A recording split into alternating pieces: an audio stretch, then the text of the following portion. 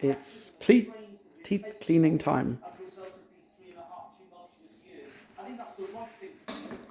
How exciting. Lie down. Lie down.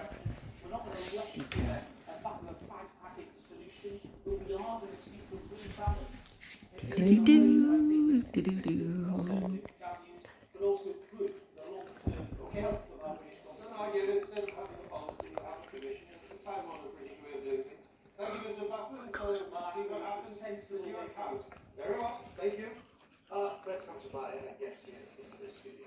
I'm joined by Danny Finkelstein, who takes the Conservative whip of the House of Lords, and by Isha Azarika, who used to work for the Labour Party. So why is Labour doing so bad? Is it Brexit, or is it Mr Corbyn? It's Jeremy Corbyn, 100%.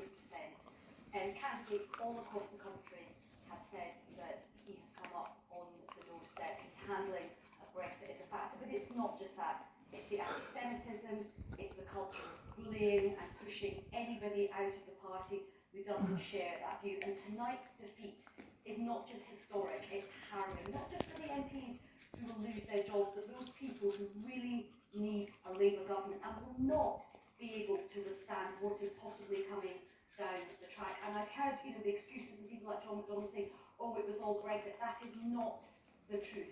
There are deep problems with the Corbyn project. But you know what? If the Labour Party doesn't understand the scale of this defeat, we will have learned absolutely nothing.